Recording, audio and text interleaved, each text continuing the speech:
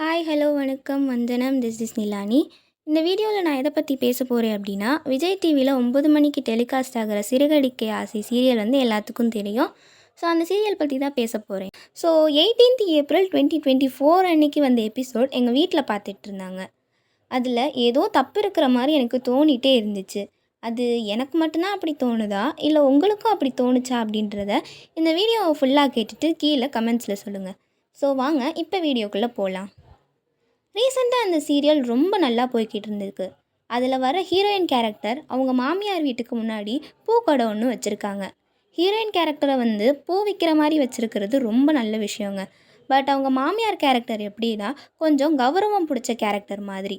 பணம் இருக்கிறவங்கள தான் மதிப்பாங்க. கொஞ்சம் நெகட்டிவாக காட்டுறதுக்கு அப்படி கேரக்டர் பண்ணுவாங்க.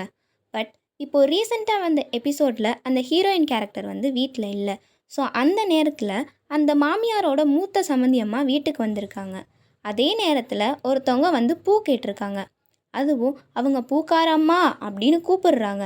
அது அந்த மாமியாருக்கு சுத்தமாக பிடிக்கலங்க.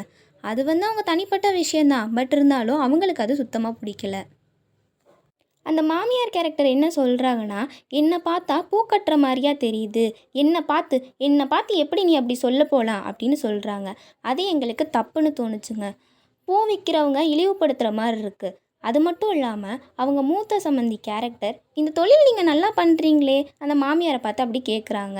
இந்த தொழில் அப்படின்னு சாதாரணமாக சொல்கிறாங்க. இது எவ்வளவான மோசமான வார்த்தைங்க.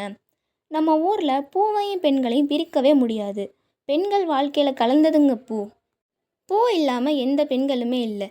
எந்த ஃபங்க்ஷன்னாலும் எந்த நல்ல விஷயத்துக்கு போனாலும் பூ இல்லாமல் நம்ம பெண்கள் போகவே மாட்டாங்க. இன்னும் நிறைய பேர் வீட்டிலருந்தே ஏதாவது வேலை பார்க்கலாம் அப்படின்னு நினைக்கும் போது ஃபஸ்ட்டு அவங்க நினைக்கிற வேலை என்னவாக இருக்கும், பூக்கட்டி சம்பாதிக்கலாம் அப்படின்னு தாங்க நினப்பாங்க.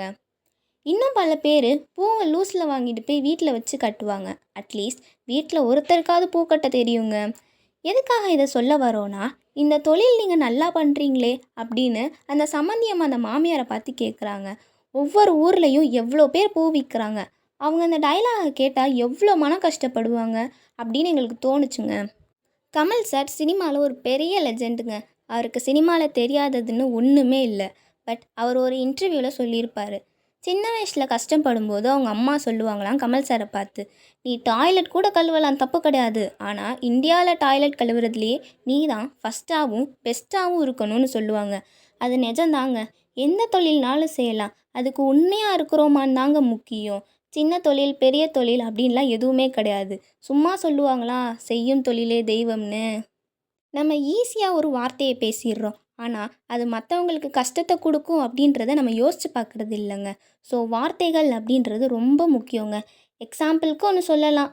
ஒருத்தவங்க கிட்ட என்ன அப்படின்னு கேட்குறதுக்கும் என்ன அப்படின்னு கேட்குறதுக்கும் நிறைய வித்தியாசம் இருக்குங்க. ஒரே வார்த்தை தான், பட் டிஃப்ரெண்ட் மீனிங்கில் போய் சேரும். இதில் அந்த சீரியலில் குறை சொல்லணும் அப்படின்றதுக்காண்டி நாங்கள் ஒன்றும் சொல்லலைங்க. நம்ம ஊரில் சின்ன குழந்தைங்கள்லேருந்து வயசான பாட்டி தாத்தா வரைய சீரியல் பார்க்குறாங்க.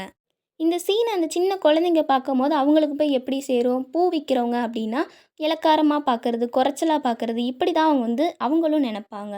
ஸோ நம்ம பேசுகிற ஒவ்வொரு வார்த்தையும் ரொம்ப முக்கியமான வார்த்தை. ஸோ நம்ம பேசுகிற ஒவ்வொரு விஷயமும், நடந்துக்கிற ஒவ்வொரு விஷயமும் மற்றவங்களுக்கு தப்பான எக்ஸாம்பிளாக இருக்கக்கூடாது அப்படின்றதுக்காண்டி தான் இந்த பதிவு. எதுவும் தப்பாக இருந்தால் மன்னிச்சுக்கோங்க. இந்த மாதிரி டிஃப்ரெண்ட்டான வீடியோஸ் பார்க்கணுன்னா லைக் பண்ணுங்கள், கமெண்ட் பண்ணுங்கள், ஷேர் பண்ணுங்கள் அண்ட் மறக்காமல் சப்ஸ்கிரைப் பண்ணுங்கள்.